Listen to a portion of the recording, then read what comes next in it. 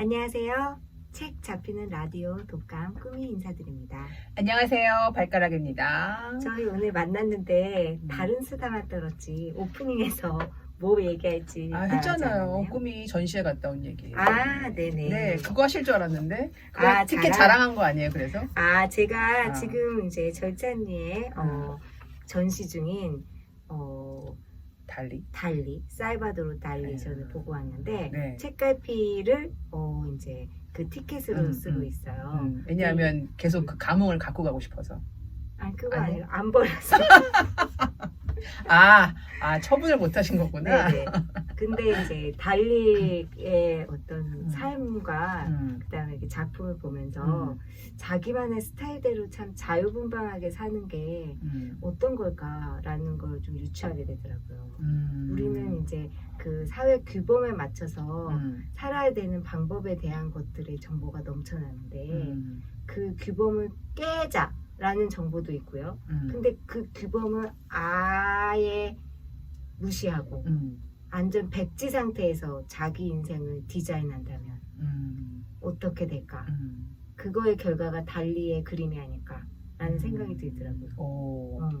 그러니까 그림보다 되게, 더 많은 걸 느끼고 오셨나 봐요. 아무튼 되게 좋더라고요, 전시가. 네. 근데 두 분 다 갈 예정이라고 해서 네. 또 전시가 좋은 게 이게 또 스포일러가 없잖아요, 전시는. 그럼요. 말하면 말해줄수록 도움이 되는 거야. 맞아요. 도움이 돼요. 음. 아니, 그래서 달리가 어느 시대 사람이에요? 좀 알려주세요. 피카소가 선배예요. 피카소가 선배. 달리의 선배. 네. 몇 스페인. 년도인지는 잘 기억이 안 나는데 어쨌든 스페인 내전을 겪었고 그런데 스페인 내전에도 뭐 이렇게 정치적으로 휘둘리지 않았어요. 그러니까 뭐 시대상에 뭐 스페인 내전에 참전을 하고 뭐 정치적인 표명을 하고 그러지 않고 조용히 미국에 오고 그러고 이제 친구들도 많이 사귀다가 왜냐면 초현실주의자이기 때문에 그 당시에 문학가들하고도 연대하면서 이렇게 초현실주의 운동을 펼쳤지만 이건 아닌갑다 하고 버렸어요? 바로 포기. 그러니까 뭔가 이렇게 빨라. 우리가 살면서 그 전에 앞 행동으로 인한 일관성을 지키기 위해서 나의 변화된 걸 부정하고 이런 게 인지부정 있잖아요. 그래서 버리지 못해가지고. 네. 근데 연연하지도 않아. 그거 멋있다. 네, 그래서 브루통, 그러니까 앙리 브루통이 초현실주의 운동에 이제 성공해 있었는데 달리랑 굉장히 친분을 쌓았다가 이제 나중에 이제 달리의 태도 변화를 보고 굉장히 배신감을 느끼고 되게 싫어했대요. 그러니까 우리는 이제 남한테 미움받기 싫어서 무서워해요. 그 내면의 변화에 귀 기울이지 않고 일관성을 지키는 그런 걸 그 선택한다면 달리는 그냥 아니다 아닌갑다 하고 미국에 가고 근데 단 한 가지 일관적으로 지켰던 게 달리에게 사랑이라는 감정이 들어요. 멋있다. 그 갈라라는 그 아내가 있었는데 네. 이미 다른 사람의 어떤 다른 시인의 이제 아내였는데 그냥 야밤 도주를 하죠. 이 여성과 그 달리랑 갈라랑 그리고 갈라한테 거의 집착하는 평생 집착하는 그래서 갈라한테 어떤 성도 지어줬어요. 근데 갈라가 남편이 너무 집착하면 우리도 막 싫잖아. 좀 싫죠. 그래가지고 이 성을 내가 나에게 선물했으니 너가 들어오기 위해서는 너는 내 비서한테 컨펌을 받는 시스템을 해서 자기가 아내한테 사준 성에 들어가는데 아내를 만나기 위해서 굉장한 이제 승낙 제도를 겪어야 했던 그런 에피소드도 있어요. 부인도 멋있구나. 그래서 부인 그림을 엄청 많이 그렸죠, 달리가. 근데 이제 뭐 약간 그 옐로우적인 거는 그 달리가 성적으로 그렇게 어빌리티가 높지 않았대요. 그래서 갈라라의 어떤 그 보통의 부부 생활이 아니었던 것 이런 에피소드는 이제 흔히 인터넷에 많으니까 이거는 구두로 전하기 좀 그런 건데 그 사랑조차도 자기의 어떤 내면과 굉장히 소통하면서 내가 그걸 못 채워주기 때문에 갈라가 뭐 좀 바람피고 이런 것까지 사랑하는 엄청 바람폈어요 갈라가 달리랑 살면서도. 근데 그거를 이제 세간의 규범으로 따지면은 정말 이건 사랑과 전쟁이죠. 근데 달리는 이제 뭐 그런 규범에 없는 그 하얀 백지에서 자기 인생을 살았기 때문에 그걸 논하는 것 자체가 또 다른 계열의 사람인 것 같아요. 좀 시쳇말로 하면 난놈이다 이런 생각이 아, 드네요. 그렇죠. 그렇죠. 그런 생각이 좀 드네요. 근데 저는 그럼에도 불구하고 음. 다른 사람을 무시하거나 뭐 그 선배들한테 배우지 않은 게 아니라 이 달리라는 사람이 이제 스페인 사람이고 피카소도 스페인 사람이잖아요. 그렇죠. 서로 이제 좀 돈독한 게 있었을 텐데 달리가 피카소를 처음 만나러 간 심정을 이렇게 썼습니다. 교황을 아련하는 기분으로 갔습니다. 이렇게 굉장히 리스펙트했구나. 굉장히 리스펙트 한 거구나. 초창기 달리의 그 드로잉을 보면 피카소예요. 피카소예요. 뭐 아비뇽의 처녀들을 이제 오마주해서 그림 보면은 뭐 더 나요. 더 피카소 어버브 피카소예요. 근데 이제 그거를 이미테이션 하면서 이제 자기만의 작품을 만들었는데 근데 혹자들은 싫어할 수 있어요. 달리를. 아니 뭐 그림은 다 취향이니까. 취향이니까. 그럼에도 불구하고 그가 사는 웨이 오브 리빙은 그가 사는 그거는 참 우리에게 지금 현대 사회에 막 경쟁과 뭔가 이런 게 많잖아요. 그냥 압박하는 거. 그런 거에 반대적인 삶을 산 거에 대해서 굉장히 인스퍼레이션을 준 것 같아요. 우리에게 굉장한 시사점을 준다고 평론가들이 얘기하는 시사점까지 모르겠고 영감과 어떤 자극 주는 것 같아요. 공명 이런 거 주는 것 같아요. 진짜. 안 갔다 왔으면 어떡할 뻔? 그러니까요. 그래서 저는 또 보고 줄 서서 또 거기 그 갈라와의 만찬 이렇게 예쁘게 또 이렇게 종이로 만들었어요. 거기 줄 서서 또 사진도 그렇죠. 찍었어요. 찍어야죠. 네. 규범화 된 사람이니까 나는. 아니 인증샷 필요하니까. 아니 그렇게 또 만들어 놨는데 이거 이렇게 그렇죠. 재미있는 경험이었습니다. 안 가도 될 것 같아요. 다 들었어요. 그리고 이제 거기 이제 있는 그림은 인터넷으로. 그래도 근데 되죠? 이제 전시장을 굳이 찾는 이유는 이 사이즈가 주는 그 압도감.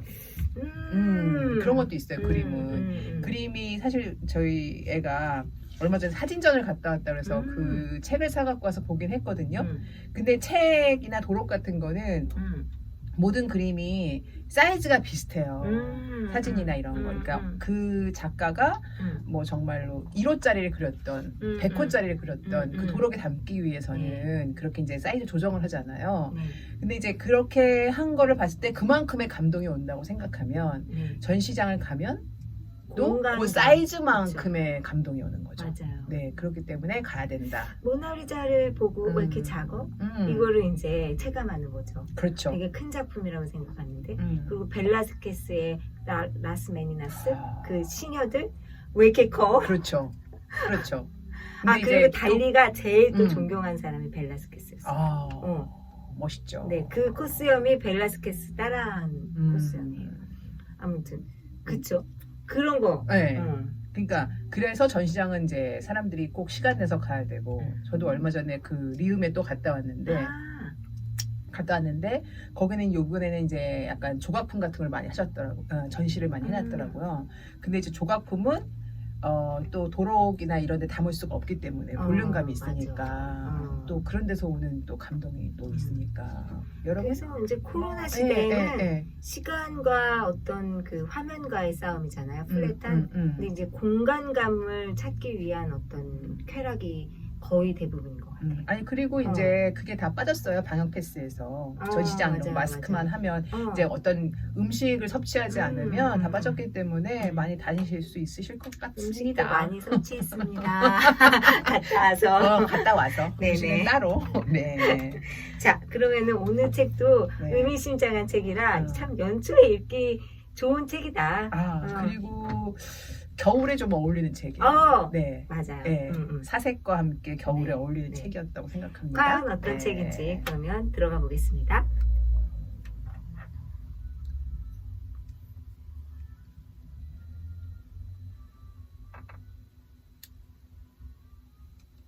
한 권의 책, 다양한 울림. 오늘의 독감은 소유냐, 존재냐, 에리 브롬의 초판이 1976년작입니다. 꽤 오래된 어떻게 보면 책이에요. 좀 오래된 책이에요. 저희가 지금 2022년이니까 네. 한 50년 가까이 네. 예, 된 책이에요. 우리 바로 책 소개로 넘어가고 네. PD님의 책 그 추천하는 거 좀 들어볼까요? 네. 현대사회 인간 존재 문제에 대한 에리 프롬의 사상 총결산된 책입니다. 네. 범인의 일상적인 경험에서부터 부타, 그리스도, 에카르트, 마르크스 사장 체계까지 줄줄이 다 나오는 책이에요. 인간 생존 양식을 두 가지로 구별했습니다. 어떤 양식이냐면요. 첫 번째는 소유 양식, 두 번째는 존재 양식. 소유 양식은 재산, 지식, 사회적 지위, 권력 등을 소유에 전담시켜서 분석하는 예, 그런 소유 양식이고요. 두 번째 존재 양식으로는 자기 능력을 능동적으로 발휘해서 삶의 희열을 확신하게 되는 예, 존재 양식을 또 기술하고 있습니다. 이 책은 역시나 우리 차승혜 PD님의 추천으로 읽게 됐는데요. 말씀 좀 해보세요. 왜 그랬어? 화내시는 거예요 지금? 아니. 제가 예전에 항상 그리고 에리 프롬이 워낙 유명한 철학가고 사상가잖아요. 그래서 수업 같은 데서도 교수님께서도 많이 말씀하시기도 했고 언급을 많이 하셨구나. 언급을 많이 하셨고 그다음에 제가 옛날에 그 사랑의 기술이라는 책을 되게 재밌게 읽어서 좀 그런 느낌이라면 느낌 받으려고 네. 사랑의 기술 느낌 받으려고 네. 거기서도 왜냐면은 되게 소유에 대한 얘기 많이 하잖아요. 사랑의 형태에서 되게 소유를 지양하는 그런 모습을 많이 얘기를 해서 같이 읽어보고 싶다고 했는데 아니 그리고 또 있잖아요. 또 뭐예요? 네. 아니 이 정리를 하면서 이 소유하는 거에 대해 생각을 한번 해봐야 되지 않냐. 그 미니멀리즘을 실천하고 미니멀리즘. 있다고 해서 네, 그러니까 요즘 근데 이미 쌓아온 걸 처분하는 건 정말 힘든 것 같고요. 이제 덜 사려고 노력하고 있어요. 그렇죠. 네. 아니 그래서 나는 그 PD님의 그 얘기를 듣고 이 책이 지금 현대사회에서 필요한 책이지 않았나 그 생각을 했는데 소유냐 존재냐를 미니멀리즘이나 아니면 이제 정리를 하는 이 시대에 좀 생각해 보시는 미니멀리즘이나 아니면 생태주의 할 때 항상 이 책이 많이 이제 나오는 그러니까. 그 베이스 되는 이론인 것 같아요. 그래서 이제 들어는 봤는데 뭔지 네, 모르는 네. 그런 책들 중에 하나 아닌가요? 저는 그냥 에리 프롬을 책 날개에 있는 거로 읽겠습니다. 네. 1900년에 독일 프랑크푸르트에서 태어난 사람이고요. 1990년 딱 90이 아니라 900년 사람입니다. 사회학, 심리학, 철학을 공부했고 1922년 하이델베르크 대학에서 박사학위를 받았다. 1928년에서 1931년까지 프랑크푸르트 심리분석연구소의 연구원으로 있다가 34년에 미국으로 이주하여 예일대학교, 뉴헤이븐 대학교, 미시간 대학교에서 강의했다. 50년에서 63년에는 멕시코 국립대학교의 의학부 교수로 재직했다. 의학부가 왜 갔을까요? 정신과 쪽을 가지 않았을까요? 네네. 네. 영면하신 것은 80년 3월 18일 스위스에서 무랄토라는 곳에서 영면하셨다고 합니다. 네. 사랑꾼이죠. 결혼 또한 많이 하셨고 그냥 세상을 풀리 경험하신 완전히 경험하신 사람. 근데 좀 아까 이제 달리나 왜 그 얘기했잖아요, 피카소도. 근데 이 1900년대 초반기에 그 젊은 시절을 보냈던 분들 있잖아요. 그럼 되게 다이나믹하게 살았을 것 같아. 왜냐하면 1차 대전 겪었죠. 2차 대전 겪었죠. 막 세계가 뒤집어지는 걸 많이 이렇게 경험적으로 느낄 수 있었잖아요. 그러면 다른 생을 살 수 있었을 것 같아요. 너무 과한가요? 아니, 그럴 수 있을 것 같아요. 모두 다 그렇게 좀 생각하는 경향이 있는 것 같아요. 왜냐면 이 시대에 그렇게 많은 천재가 나타났다고 하는 것은 똑같이 천재가 나타났는데 그게 발현되는 시기였다는 거죠. 그렇죠. 오늘도 뭐 천재 많잖아요. 근데 지금 천재는 프로게이머가 되거나 뭐 제도 안에서 뭔가를 이제 이룬다면 그때는 혁명, 막 제도가 선구자가 될 수 있으니까. 선구자가 될 수 있던 어떤 영역이 많았던 거죠. 그리고 이제 생각도 굉장히 많이 했을 것 같아요. 이런 사회 전반이나 인간에 대한 생각. 왜 이렇게 다 남을 해하거나 뭐 이러는 거에 이 열정을 다 쏟을까? 정신에 문제가 있나? 네. 우리한테 문제가 있나? 네. 뭐 이런 거. 네. 네. 그래서 이 책은 소유냐 존재냐, 소유냐 삶이냐 여러 가지로 번역되는데 음. 영어 단어는 엄청 쉬운 거 알아요? 음. To have or to be. 세상 쉬운 단어인데 한국어로 번역하니까 소유냐 존재냐 엄청 어려운 단어가 됐어요. 그래서 오히려 그냥 이 책의 중압감을 벗어버리려면 to have or to be 이렇게 생각하면 오히려 더 쉬울 것 같아요. 가지냐 있냐. 가지는 거냐 아니면 너가 있는 거냐 그런 거죠. 아무튼 그러면 우리 이 책에 대해서 한 줄로 말해봐. 네, 한 줄로 시간입니다. 말해봐. 한 줄로 말해봐. 피디님도 할 거야. 마지막으로 할 거야. 네. 우리 로그라인 맛집. 로그라인 맛집. 네. 접니다. 항상 카톡으로 사전에 네. 보내줘서 와 좋다 생각을 항상 느끼고 있습니다. 항상 느끼고 있어요. 네. 고맙습니다. 네. 칭찬 좋아해요. 네네. 네. 발가락. 소유냐 존재는 또 뭐야? 왜 읽어? 내가 이 책을 누구 때문에 보기 시작했는데 요 책 중에 한 문장 좋은 게 있더라고요. 그래서 그냥 그걸로 이 책을 대변하고 싶어. 알겠습니다. 130쪽에 있는데 유리가 푸르다고 부르는 근거는 유리가 품고 있는 것에 있지 않고 유리가 방출해내는 것에 있다. 그게 뭔 말이야? 그래, 책이 너무 어렵다나. 말해봐. 이 자세한 얘기는 우리 이따가. 왜냐면 지금 한 줄로 오라니기 때문에 너무 장황하게 설명하면 꾸이가 화내더라고. 그래서 오늘은 여기까지만 할래. 난 올해부터 화 안 내려고. 진짜? 화내는 게 꿈이 매력인데. 그래? 꿈이 존재냐 어떻게 생각해? 나는 왜 생각을 물어? 한 줄로 생각해줘. 난 한 줄로 이렇게 말할게. 거봐, 꿈이는 화내는 게 매력이야. have a good time 이렇게 말하지 말고 enjoy yourself 라고 말해. 우리는 이제 영어야. 아니 그러니까 뭐 가져? 뭐 행복한 시간 가져? 이런 어떤 그 생각의 시스템이 아니라 enjoy yourself. 뭔가 풀리 너만의 세계에 좀 존재해봐 이런 얘기를 하는 것 같아요. 생각 많네요. 그래서 이제 이 책의 앞에서도 언어가 우리 마음을 그리고 우리 심리를 어떻게 지배하는가에 대해서 그렇죠. 아주 집요하게 쓰시거든요. 네. 짧지만 아주 집요하게 느꼈고 저도 그 부분 좋았어요. 네. 네. 근데 이제 저는 이제 영어를 배우면서 영어가 명사 언어가 되게 많아요. There is 명사, 맞아요. have 명사 할 때 항상 관사어가 들어가고 그 패턴이 굉장히 이게 소유를 탐하는 언어였구나.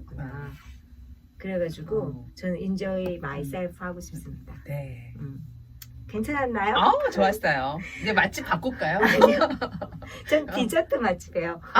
좋네요. 그러면 발가락이 아니라 끝났고 우리 차승희 PD님 닉네임 하나 만들까봐. 그치? 차 PD 어때? 그냥 차 PD. 차 PD 말해주세요.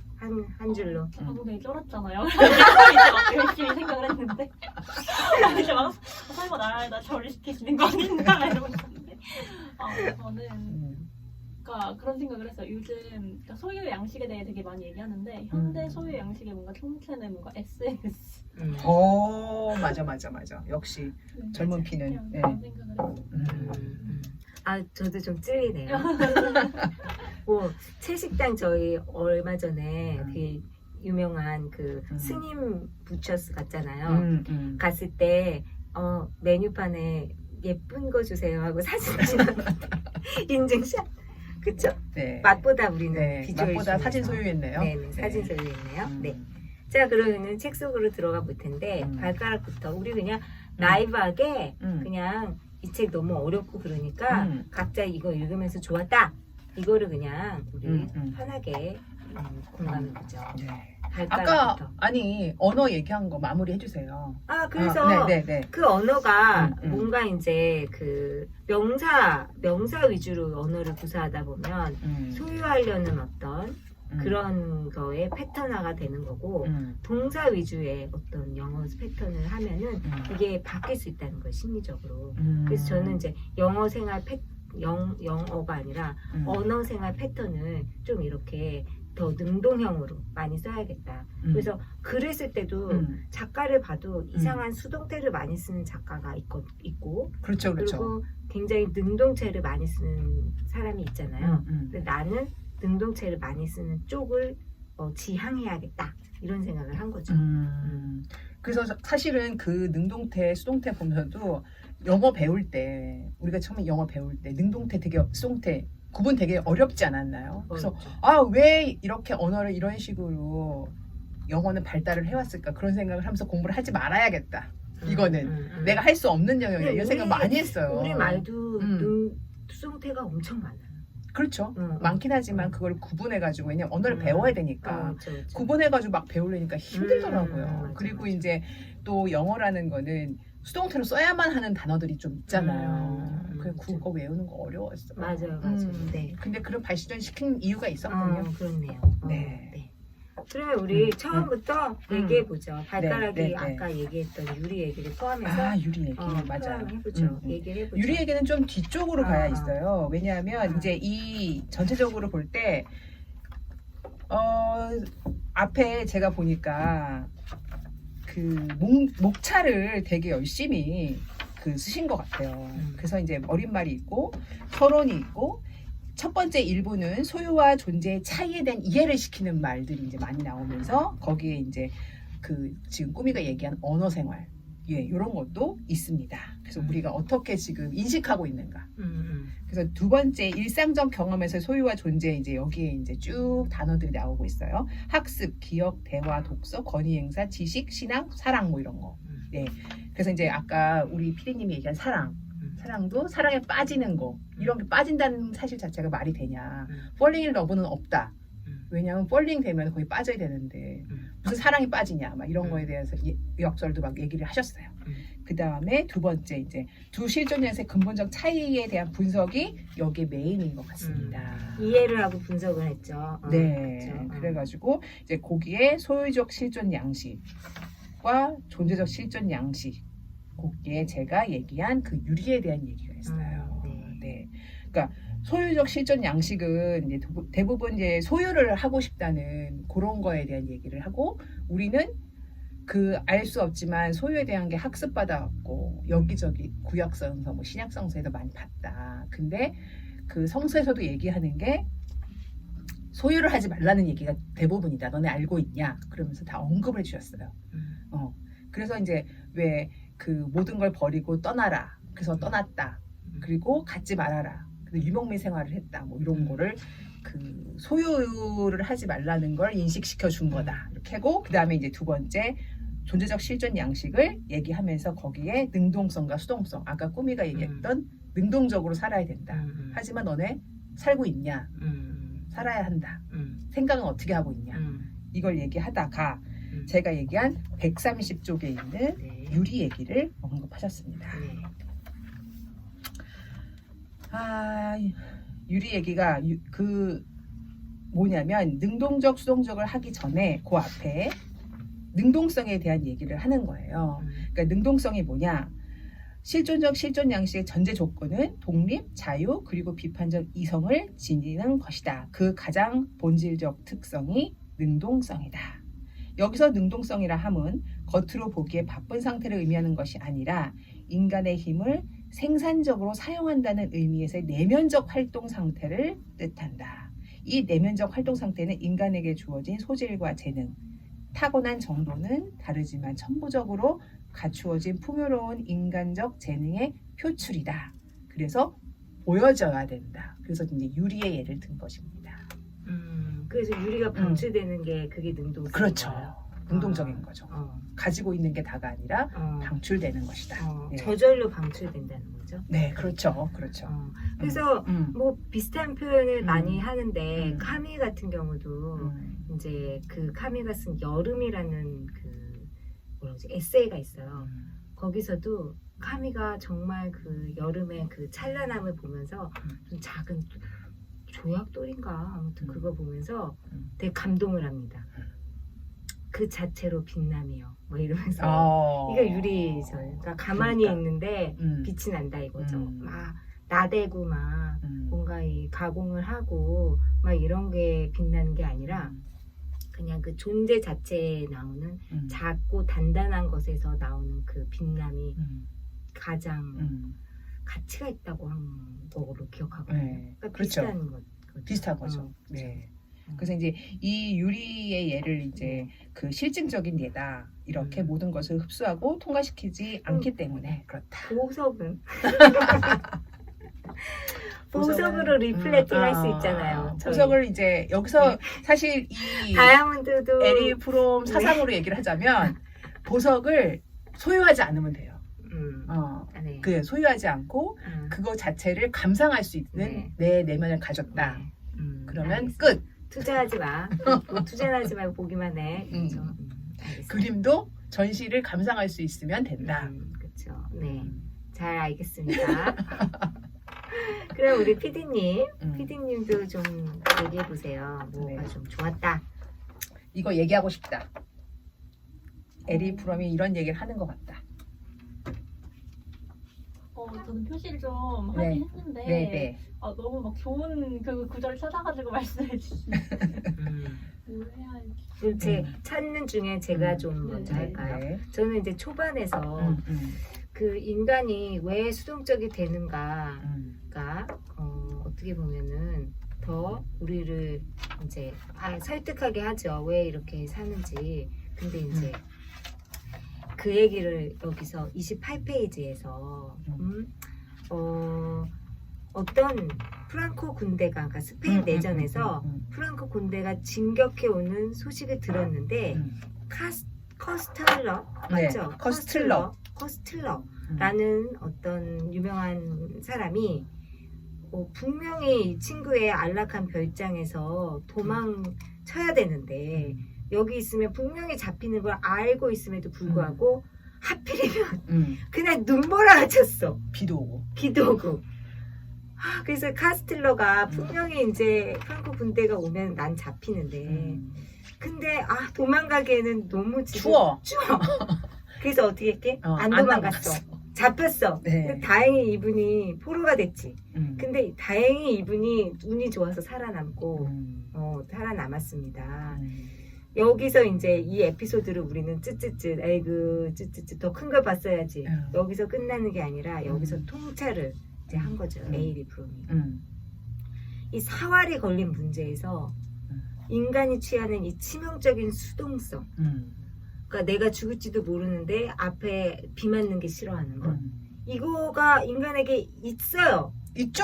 당연히 있죠. 이거는 어쩔 수가 없어. 왜냐면 우리가 생존 본능이잖아. 생존 본능에 있고 진화생물학적으로도 그거를 이제 근거하는 게 많기 때문에 그렇죠?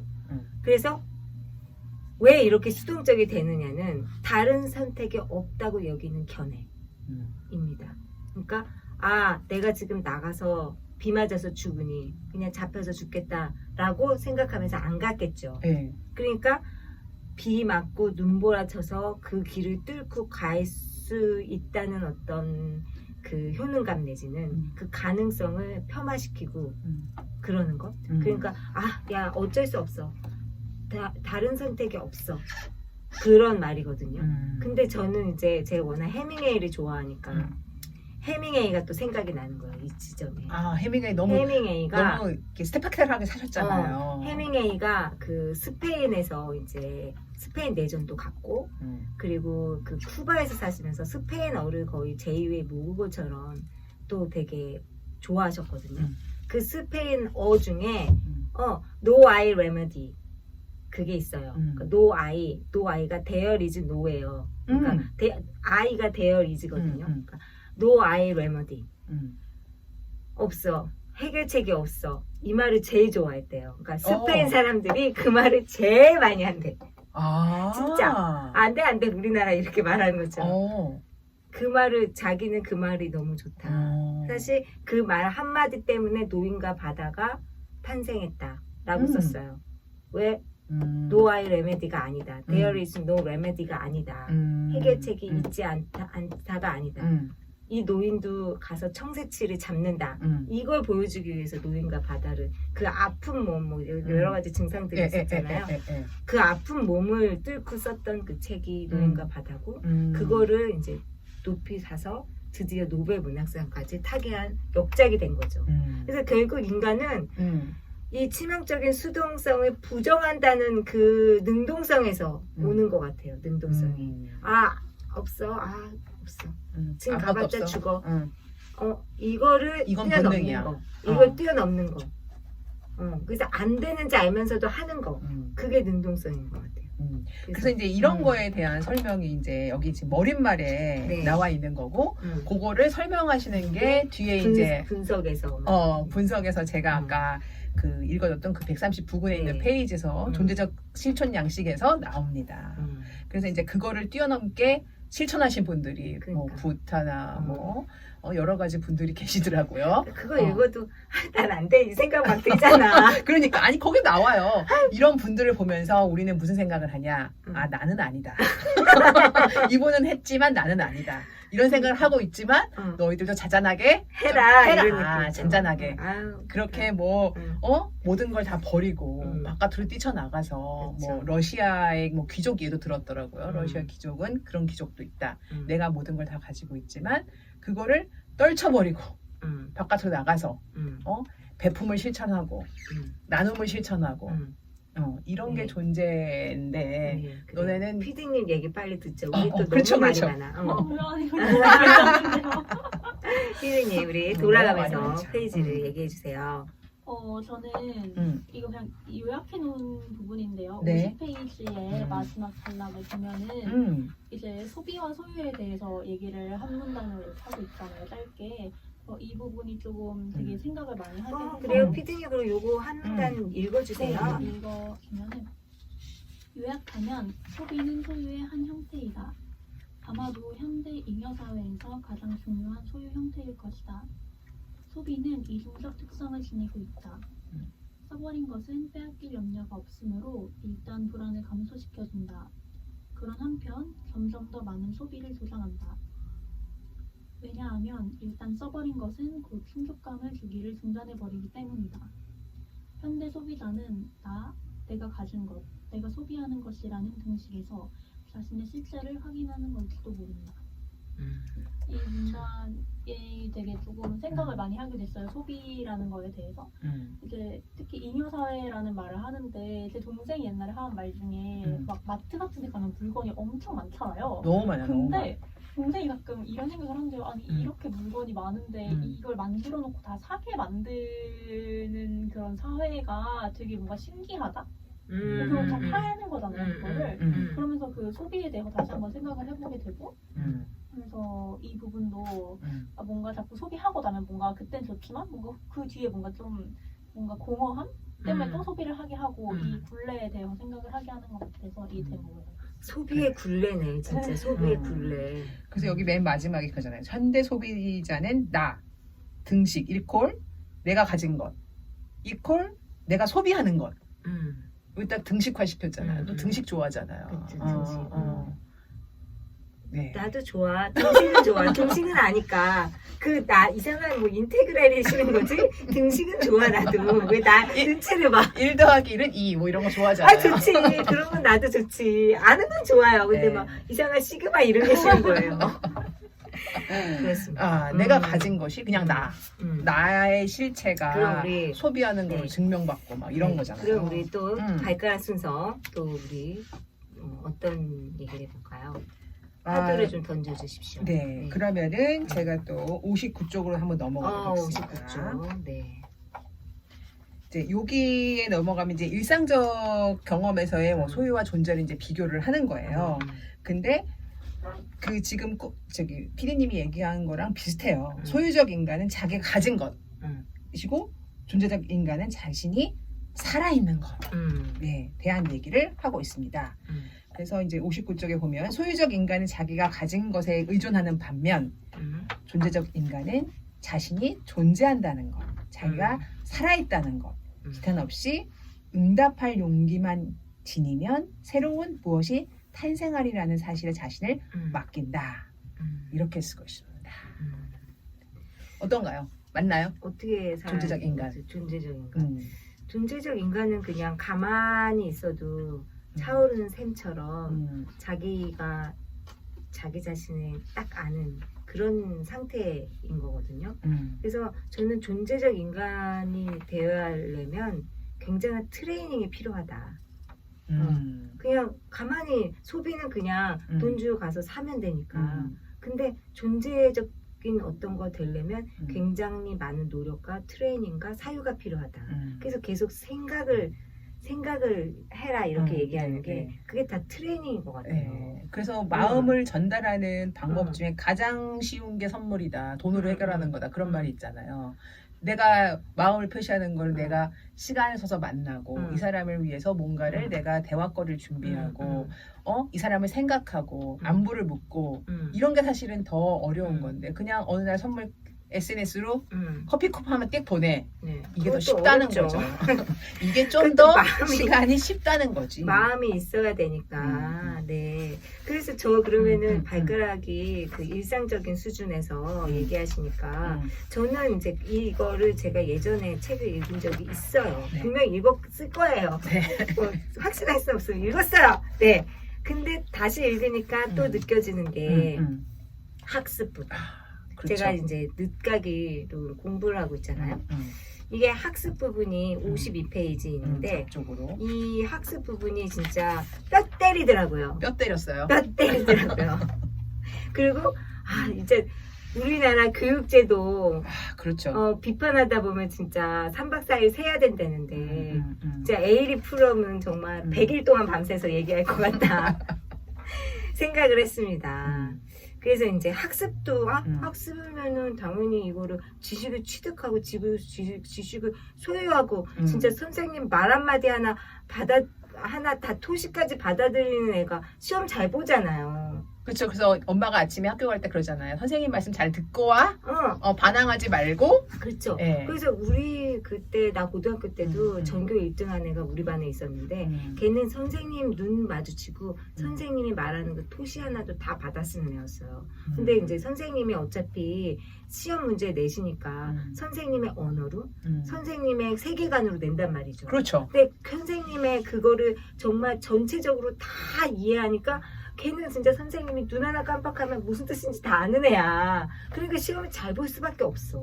근데 잠깐 드는 생각이 약간 선생님의 빙의가 된 느낌이 그쵸? 거의 빙의예요. 빙의. 그럼 걔는 약간 그 소유 쪽이 아니라 존재 쪽 아닌가요? 아니에요. 제가 잘 봤을 몰라서 때는 그렇구나. 전형적인 근데 걔가 학력고사는 그렇게 잘 보지 않았어요. 그러니까 우리 스포츠로 말하면 국내형, 뭐 국제형 이렇게 나누잖아요. 딱 국내형이었어요. 내신 집중형. 내신 집중형. 그러니까 진짜 어떤 제너럴한 게 아니라 그 특정한 그 특정한 그런 지식의 어떤 그렇게 취득하는 애였어요. 지금 보니까 걔 생각이 딱 나는 거예요. 걔에 대해서 한 번도 생각한 적이 없는 거. 그러니까 걔는 이제 뭔가에 대해서 배우면 1 더하기 1은 2 요거까지는 선생님이 얘기해 준 대로 아는데 이거를 확정해서 10 더하기 10이 나오면 잠깐만 안 궁금한 거지. 거기는 선생님이 얘기해 주지 않으셨는데요? 네. 뭐 이러는 애구나. 그래서 가능한 한 모조리 노트에 기록한다. 필기한 것을 나중에 암기하여 시험에 합격할 수 있다. 그 내용은 그들 고유의 사고체계를 풍요롭고 폭넓게 하는 구성 요소가 되지는 못할 것이다. 그러니까 이제 우리가 뭐 주입식 교육 하는데 주입식 교육이 아니라 소유형 교육이다. 주입식 교육이 다른 말이 소유형이다. 소유형 교육이다. 그러면 반대로 이건 무엇이냐? 존재형은 무엇이냐?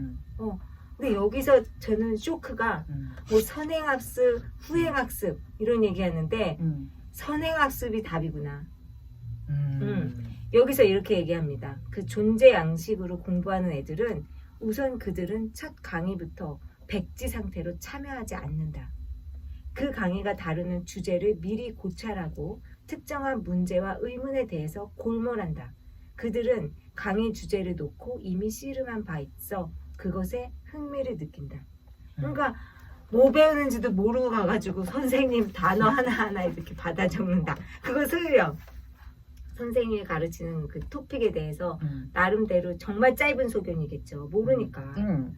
저희만 정말 후진 의견이라도 갖고 있어야 돼요.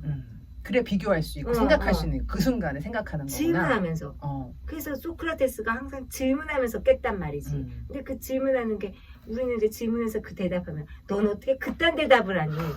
라고 그렇지. 말할까 봐. 상대가 아니면 그 듣는 누군가가. 그래서 말을 못 한단 말이잖아요. 근데 그 후진 생각이라도 오픈함으로써 깨진다는 거예요. 내가 봤을 때. 그래가지고 나 너무 모르는 거 비밀이었는데 그동안. 그래서 가만히 있었는데 아니구나. 내가 이만큼까지 모르다는 거를 남한테 알려야겠다. 이 생각을 했어요. 그래서 실천해 보셨나요? 아직 어제 읽었으니까. 어저께 네네, 읽었구나. 네네. 그래서 모든 학생은 자기 나름대로 충격을 받고 변화한다. 그러니까 우리는 충격받고 상처받기 싫어가지고 맞아요. 그냥 듣고 나중에 하면 되겠지. 나중에 하면 알겠지. 아니 나중은 없어. 지금 깨달아야 돼. 그겁니다. 그래서 이제 우리나라가 네. 이런 거를 이제 교육계에서 실천하려고 수능형을 만들었잖아요. 그래서 이제 수능형을 만들면서 통합 사고가 가능하다. 그런데 이게 또 수능이 오래되다 보니까 지금 변질돼서 다 외우기로 바뀌었어요. 수능조차도. 네. 그러면 뭔가 다른 방법을 아이들한테 코로나 시대에 맞이해서 해줘야겠죠. 교육을 실천하려면. 네. 그래서 이제 지금 학교 제도는 어쨌든 구분하고 분별하고 하기 위한 그런 제도고, 이제 지식을 쌓기 위해서는 그냥 진짜 독학이 답이에요. 독학과 좋은 선생님. 그러니까 혼자 어떤 그런 씨름하는 그런 과정이 없이는 시험은 잘 못 보더라도 공부를 하는 애들과 시험은 잘 보는데 그냥 지위에 오르는 그 지위를 권력을 해부하는 그쵸. 유형과 이렇게 나뉘는 거죠. 근데 솔직히 외우는 것도 중요해요. 그쵸, 피디님? 아니 기본적으로는 외워야 그 이후에 그걸 통합하는 사고가 있어야 되니까 사실은 그 1 더하기 1이 2라는 걸 모르면 그 다음에는 더하기를 할 수가 없는 거예요. 그런 거랑 비슷한 거죠. 기본 지식. 그래서 이제 이분은 기본적으로 본인의 뇌를 썼기 때문에 본인은 이제 웬만하면 읽으면 다 이해되는 머리란 말이야. 그쵸? 그래서 좀 감안하면 소유형을 완전히 배제하면은 보통의 나같이 그냥 보통 사람들은 아예 학습이 안 되고 일부 소유형과 일부 존재형을 믹스한 나만의 퍼센테이지를 만들어야겠다. 이제 그런 생각을 한 거죠. 아니 그래서 뒤에 가게 되면 기능적 소유라는 말도 쓰셨어요. 기능적 소유가 뭐냐면 기본적으로 아무것도 소유 안 했어. 그냥 바닥에 거지처럼 살아야 돼. 이런 걸 말하는 건 아니다. 내가 그렇죠. 의식주를 해결하는 정도의 소유는 해야 하고 지금 말한 것도 지식에 대한 것도 마찬가지죠. 네네. 기본적인 거는 해야 하고 언어는 알아야 되고 뭐 예를 들어서 그렇죠. 이런 거잖아요. 영어 단어 외워야지. 그러니까 어떻게 이해해. 관심을 가지고. 지구에 태양이 있고 뭐 지구 있고 화성이 있고 알아야 뭐 거기에 대해서 뭐가 있고를 알지. 지구가 동그랗게 생긴 것도 모르는데 어떻게 그 다음 지식을 진행하겠습니다. 그럼 우리 잠깐 피디님. 음악도 듣고 가야죠. 음악을 안 듣고 우리 막 가나요? 우리 안 들었어요. 안 들었어요. 그러면은 네. 음악 소개해줘요. 네. 찰리 푸스 노래를 한번 들어보려고요. 제가 요즘에 좋아하는 가수인데 남자라고 외면받고 있어요. 남자들한테. 그래가지고 제가 여기서 여자들끼리 한번 소개를 해보겠습니다. 찰리 푸스 노래 들어보겠습니다. 근데 은근 계속 얘기하니까 되게 재밌는 것 같아요. 저는 이 뒤에 있는 대화 부분도 되게 대화의 인상 얘기를. 깊었거든요. 그럼 이제 네. 그러면 피디님 하시면 되겠네요. 20분 남았어요. 아니, 노래 넣고 나면 10분 남았네요. 여기 이거 시간이 그냥 필요하다. 끝까지 안 읽어도 우리 2시간 할 수 있겠다. 할 수 있어. 할 수 그냥 있지 않아요? 세 번도 할 수 있을 세 번? 3부까지 하면. 할 수 있어요. 3번도 할 수 있으면은 다 읽고 3번에 하든가. 네, 그것도 좋아요. 우리 뭐 힘드니까. 음악 넣었어요? 음악 네 되어 있어요. 근데 이게 중간중간 저장을 하고 싶은데 저장을 어떻게 하나? 자동 저장되는 거 아니야? 되겠죠? 조금 불안해가지고. 이제 10분 남았거든요. 네. 그럼 피디님이 이어서 얘기. 대화에 대한 얘기를. 네. 좋죠. 달콤한 목소리였어요. 자, 그럼 PD님이 또 이어서 하실 얘기가 있으시다면서요. 57쪽에 그 이제 대화에 있어서 어떻게 소유와 존재가 진행되고 있는지. 거기서 이제 대화에도 소유 양식과 실존 양식이 있는데 특히 뭔가 사람들이 특히 토론을 하거나 뭔가 얘기를 하면은 상대방의 이게 그러니까 소유를 가진 사람은 이게 내 생각이기 때문에 이걸 지면 안 되고 이걸 뺏기면 안 된다는 생각이 있어서 남의 의견을 들어도 그걸 자기 의견을 계속 고수하려고 한다는 거예요. 그래서 여기 써 있는 걸 보면은 57쪽부터 조금 읽도록 하겠습니다. 네. 소유와 존재의 실존 양식 차이는 대화를 할 때 확연히 드러난다. X라는 견해를 가진 A와 Y라는 견해를 가진 B. 두 남자 사이에 벌어지는 전형적인 대담을 가정해보자. 두 사람 모두 각기 상대방의 견해를 어느 정도는 자세히 알고 있다. 또한 두 사람 모두 자신의 의견을 고수한다. 그들 각자에게 중요한 것은 자기 입장을 옹호할 보다 훌륭한, 다시 말하는 보다 적절한 논제를 끌어내는 것이다. 그 어느 편도 자기 쪽의 견해를 바꿀 생각을 하지 않을 뿐더러 상대편이 그러리라고 기대하지도 않는다. 그들은 자신들의 견해를 놓치는 것을 두려워한다. 왜냐하면 그 견해는 그들의 소유물이며 그것을 포기한다는 것은 손실을 의미하기 때문이다. 이 부분이 되게 저는 인상적이었거든요. 왜 인상적이었어요? PD님 말싸움 잘해요? 말씀드리기보다 저도 좀 생각에 대한 고집이 있는 편이고 그리고 사람들이 이제 그런 말을 하잖아요. 어떤 신념을 가지고 있다라고 막 표현을 하는데 그걸 포장을 네, 그렇게 포장을 하는데 이게 결국은 이것도 소유적인 양식인 건가? 왜냐면은 그래서 저 사람은 저게 신념이기 때문에 저걸 그대로 냅둬야 돼라고 하는데 그러면은 이것도 에리 프롬이 보기엔 되게 소유적인 그런 생각이 아닌가? 그 생각을 해서 그 사람이 맞는 부분이 있으면은 이렇게 적절히 수용하고 바꿀 수도 있어야 되는데 다들 대부분 내게 더 맞다고 생각을 하고 되게 그걸 고수하려고 하잖아요. 그래서 이 부분을 읽으면서 되게 인상적이라고 느꼈어요. 저는 이 부분을 보면서 인간과 인간이 소통한다는 것은 서로 비슷한 사람끼리 이렇게 박수가 쳐지잖아요. 그렇죠. 그러니까 상대방하고 내가 소통을 하려면 상대방이랑 같이 대화를 하기 위해서는 상대방이 되어야 되는 거예요. 그러니까 지금 발가락이랑 내가 얘기하는데 아니면 차피디랑 내가 얘기하는데 둘 다 신념을 가지고 자기 생각을 고수하려고 한단 말이야. 근데 내가 막 존재형이야. 계속 들어줘. 그 대화가 아니지. 나도 신념을 가지고 있는 그런 걸로 그 여러 가지 페르소나가 있으면 그런 페르소나를 가져야지 되는 거 아닌가? 아니면은 내가 이들과 대화를 하기 위해서는 내가 존재형인 사람이다. 그럼 이 사람을 교화시켜야 되는 거잖아요. 그건 대화가 아니에요. 계몽시키는 거지. 그래서 저는 대화를 하기 위해서는 여러 가지 가면이 필요하다고 생각하고 때에 따라서는 정말 신념에 대한 디베이트, 그 싸움도 필요하고 그래서 여기서 보면은 뭐 그 승패가 없는 대담 이런 거가 굉장히 승자패자 이런 것이 없는 깃튼 없이 막 용기 있게 얘기하는 거 그런 그쵸. 것들이 훨씬 더 높은 경지의 대화라고 하는데 그거는 대화 참여자가 적어도 2명 이상이 존재론적인 인간이 끼어 있어야 되는 거예요. 존재론적인 사람. 근데 모두 다 대화 참여자가 모두 다 신념주의자들, 그러니까 소유주의자들이 있으면 이 대화는 어쩔 수가 없고 한 명이 만약에 존재론자가 있다. 그래도 이 대화는 성립이 안 돼요. 저는 그렇게 생각했거든요. 그러니까 왜 도사들이 뭐 존재론자인지 모르겠지만 요즘 도사라고 하면은 이상하게 생각할 수도 있겠어요. 철학자들. anyway, 어쨌든 이 존재를 가지고 살고자 하는 삶의 실천가들이 보통 사람들은 대화가 안 되거든요. 그래서 어쩌면 우리는 그런 사람들을 더 이제 소수자로 생각하고 좀 기피하는 수도 있어요. 대화가 안 되니까. 그래서 서로 이제 갖고 있는 무기가 다르기 때문에 언어도 무기라면 서로 소통이 안 되는 거야. 그래서 이제 뒤쪽 이제 실제로서의 존재 그렇지. 쪽 파트에 넘어가게 되면 100페이지 이상 이제 거기에 존재라는 거를 베풀고 나누고 희생하려는 의지다. 뭐 이런 쪽이 나와요. 근데 거기에도 보면 인간에겐 다 소유와 존재가 어느 정도 부분 존재를 한다. 그건 어쩔 수 없다.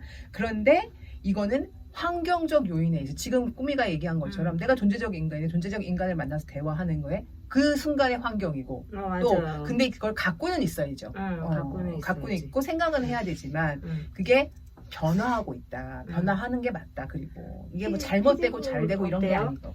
그 대화하면서 아 얘랑은 계속 소유 얘기만 하게 되네. 뭐 그런 친구들이 있지 않나요?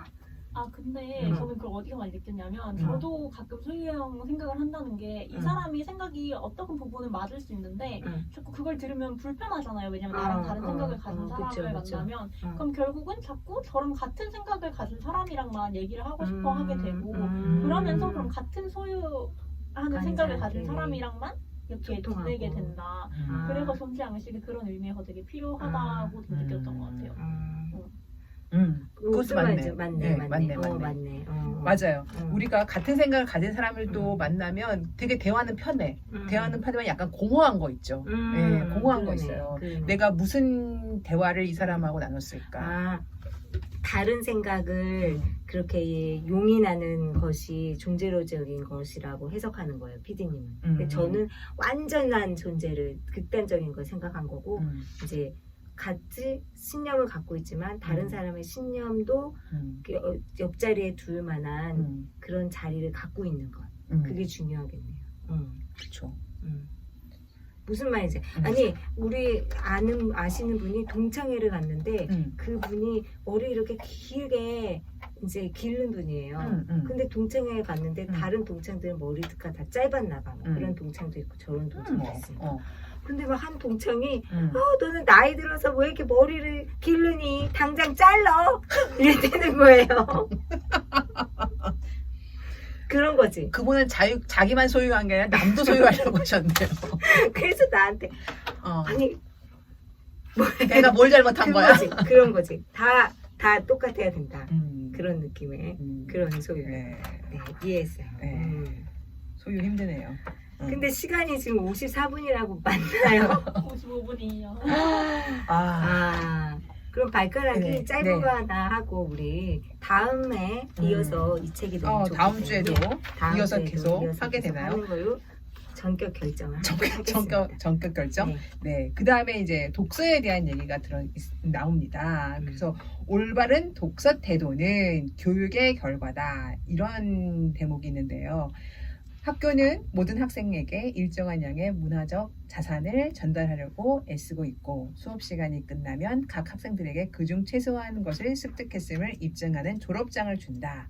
따라서 학생은 책을 읽을 때 저자의 주요 사상을 뒤따라서 암기하는 식을 주입받는다.